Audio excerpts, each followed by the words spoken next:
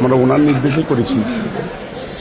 আপনার কাছে একটু আবদার যে আমার ছোটো বলি আপনি যদি দেখতেন ওই বুকগুলো ফেরিগুলো বিক্রি করছে তাহলে আপনারই কেন আসছেন যে ওরা কী জঘন্য খারাপ ব্যবহার করেছে আমার মনে শুনলে আপনাদের কাছে এইটুকু অনুরোধ যে আমার শাস্তি তো দেবেনি আর আমার দিকে মনে ক্ষতি করেছে ওরা একটু আপনাকে বেশি আবদার চাইও একটু বিচার দিলাম আমি।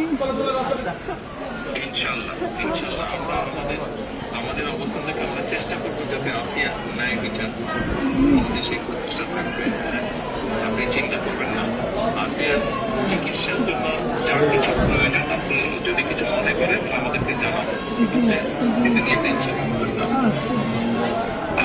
ভাই আসবে আমার সাথে জি, আমাদের লোকজন সবার নেতারা আপনার পাশে আসিয়ার পাশে তারা থাকবে। জি আছে ভাই নয়ন ভাই আপনি নয়ন ভাই আছে আপনি আছেন আপনি তো সব দেখতেন তারপরে আমার দেখতে কি দেয় আমরা দোয়া করি ইনশাআল্লাহ আসিয়া যাতে দ্রুত সুস্থ হয়। আমি তো এই দোয়াই করি যাতে আমার বইটা বই ফেরত আসে।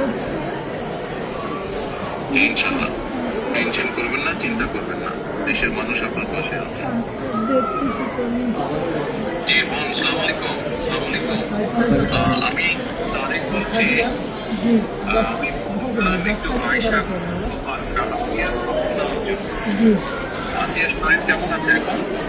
ভালো না রক্ত ব্লাড দিচ্ছে আচ্ছা আচ্ছা আচ্ছা আচ্ছা।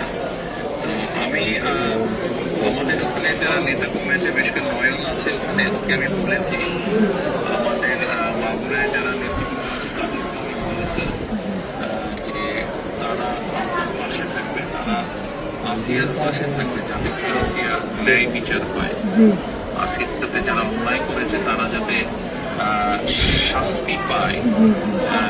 এই জন্য আমাদের অবস্থান থেকে আমরা চেষ্টা করব, যতটুকু সম্ভব আমরা চেষ্টা করব যাতে দেশের আইন অনুযায়ী আপনারা যাতে সঠিক বিচার জি করতে জি